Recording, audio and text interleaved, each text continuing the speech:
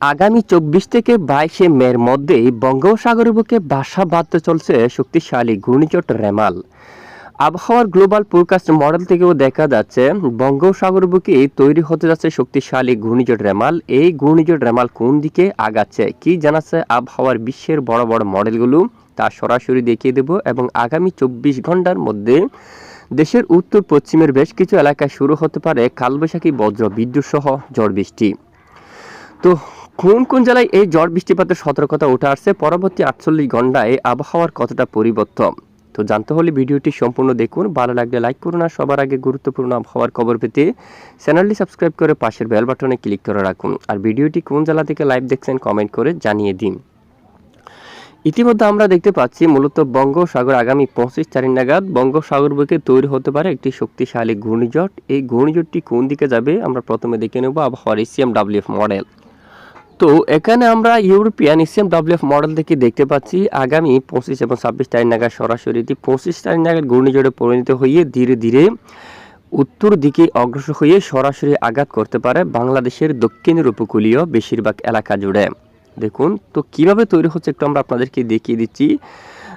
বুধবার ২২ মে থেকে এটি ধীরে ধীরে এই যে এখানে একটি লো প্রেশার এরিয়া কিন্তু তৈরি হচ্ছে অলরেডি। বাতাসের গতিমাত্রা কিন্তু অনেকটা বেশি রয়েছে এই অঞ্চলের দিকে। যদি আমরা ম্যাপটা আপনাদেরকে দিয়ে দেখাই, দেখুন এখানে প্রায় হাওয়ার দাপট কিন্তু প্রায় ৮০ কিলোমিটার পর্যন্ত রয়েছে এবং ধীরে ধীরে ২৩ তারিখ নাগাদ তার শক্তিমাত্রা বৃদ্ধি করছে এবং বড় একটি এরিয়া নিয়ে নিচ্ছে এবং আন্দামান সাগরীয় তার প্রচণ্ড ঝড়ো বাতাস কিন্তু শুরু হয়ে গেছে। এবং এরপরে শুক্রবার ২৪শে মে নাগাদের আপডেটে দেখা যাচ্ছে এটি ধীরে ধীরে যে উত্তর দিকে অগ্রসর হচ্ছে, এই যে ধীরে ধীরে উত্তর পূর্ব দিকে অগ্রসর হতে দেখা যাচ্ছে এবং মায়ানমার উপকূলীয় অঞ্চলে তার ঝড়ো বাতাস কিন্তু শুরু হয়ে যাচ্ছে।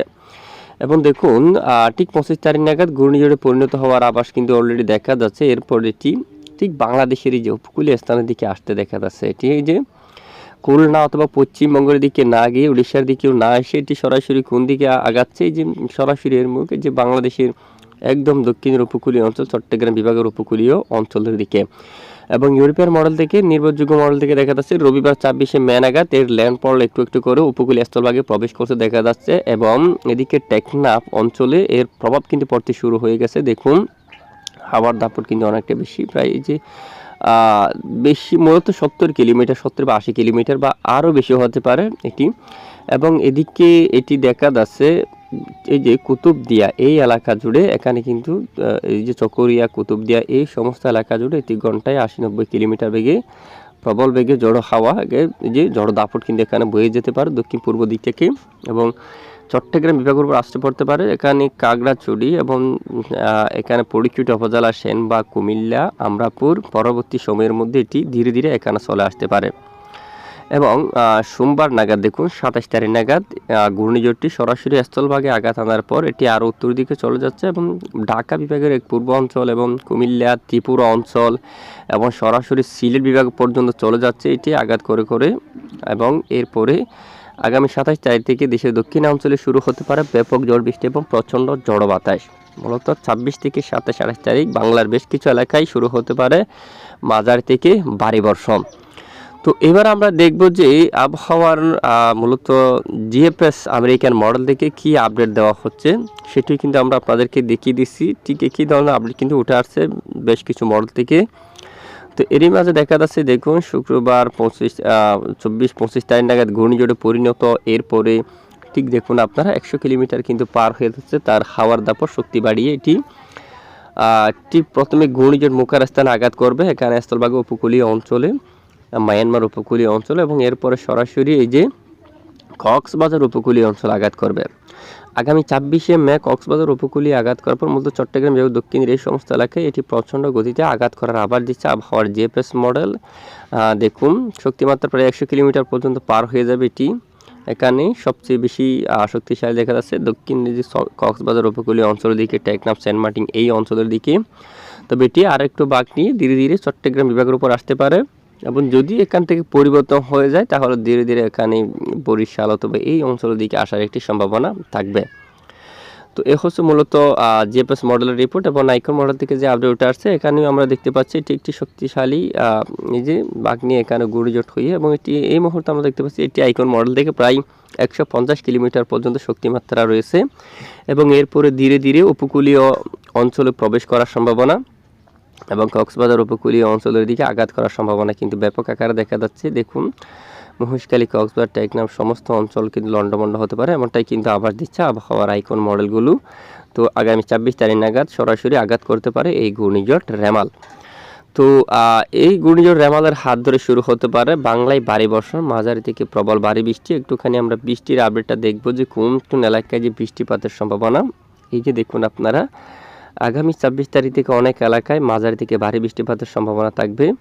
এদিকে দেশের টেকনাফ থেকে শুরু করে সেন্ট মার্টিন এখানে এই এলাকায় এবং বাংলাদেশের উপকূলীয় সবটুকু জেলায়, কক্সবাজার সমস্ত জেলায় এবং বাংলাদেশের চট্টগ্রামের বেশ কিছু জেলায়, কুতুবদিয়া অঞ্চল এবং চকরিয়া, মহেশখালী, বদরখালী, চুয়ারগাড়ি অঞ্চল এবং এখানে মতরবাড়ি, তামচি এবং রোহাঙ্গাছড়ি, সাতকানি এই অঞ্চলে, রাজস্থলী, বিলাইছড়ির হাটহাজারি, চট্টগ্রাম আগামী 25-26 তারিখ থেকে 28 তারিখ পর্যন্ত মাঝারি থেকে ভারী বৃষ্টিপাত হতে পারে ফটিকছড়ি উপজেলা এবং এদিকে দেখুন পরবর্তীতে চট্টগ্রাম বিভাগের বেশিরভাগ জেলায় মাঝারি থেকে ভারী বর্ষণ হওয়ার সম্ভাবনা। ফটিকছড়ি উপজেলা, খাগড়াছড়ি এই এলাকার দিকে এবং দক্ষিণের উপকূলীয় বেশিরভাগ এলাকা জুড়ে, কলাপাড়া, মঠবাড়িয়া, চরপেশন, জালকাঠি, পটুয়াখালী, লালমোহন এখানে সন্দ্বীপ, হাতি উপকূলীয় এই সমস্ত জেলাগুলোর উপর প্রায় দেখুন মাঝারি থেকে ভারী বর্ষণ হওয়ার সম্ভাবনা কিন্তু দেখা যাচ্ছে এবং আরও ভারী বৃষ্টিপাতের সম্ভাবনা এখানে বিশেষ করে প্রায় 95 মিলিমিটার, প্রায় 100 মিলিমিটার পর্যন্ত লংগদু এবং রাঙ্গামাটি, বিলাইছড়ির দিকে,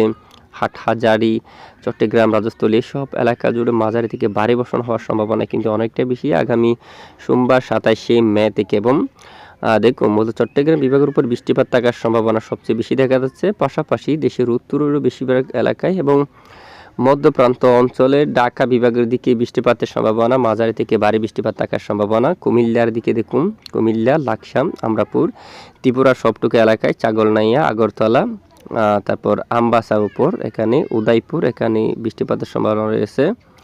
তারপর এখানে চিলচার বাজার এইদিকে বৃষ্টিপাতের সম্ভাবনা। তারপর কোয়াই এখানে, ব্রাহ্মণবাড়িয়া বাংলাদেশের এখানে বৃষ্টিপাতের সম্ভাবনা। নরসিংদীর উপর, কাপাসিয়া, ঢাকা, তারপর এদিকে ধামরাইয়ের উপর বৃষ্টিপাতের সম্ভাবনা। দোহার এখানে ভারী বৃষ্টিপাত থাকার সম্ভাবনা এবং এদিকে ফরিদপুর, তারপর শিবালয় এসব এলাকায় মূলত এই ঘূর্ণিঝড়ের প্রভাবে মাঝারি থেকে ভারী বর্ষণ। সিলেট বিভাগের অনেক এলাকায় মাঝারি থেকে ভারী বর্ষণ হওয়ার সম্ভাবনা কিন্তু দেখা যাচ্ছে। এই মুহূর্তে স্যাটেলাইট ইমেজের উপর দেখা যাচ্ছে আজ 22শে মে বুধবার নাগাদ দেশের উত্তর পশ্চিমাঞ্চলে শুরু হলো কালবৈশাখী, বজ্র বিদ্যুৎ সহ ঝড় বৃষ্টি। মালদার উপর বৃষ্টিপাত রয়েছে এবং রাজশাহী বিভাগের অনেক অঞ্চলে এখানে বগুড়া, সিংড়া, তারপর চাঁপাইনবাবগঞ্জ এখানে, মহাদেবপুর, বালুরঘাট এখানে এবং গোড়ারঘাটের দিকে বৃষ্টিপাত রয়েছে। ময়মনসিংহ এবং কিশোরগঞ্জ এখানে, কাপাসিয়া এলাকায়, মৌলভীবাজার, সিলেট বিভাগের অনেক অঞ্চলে বজ্র বিদ্যুৎ সহ বৃষ্টিপাত থাকার সম্ভাবনা রয়েছে। আজ দক্ষিণের বেশ কিছু এলাকায় আংশিক মেঘলা আকাশ নিয়ে পরিষ্কার, কিছু কিছু এলাকায় বিক্ষিপ্ত বৃষ্টিপাত থাকতে পারে।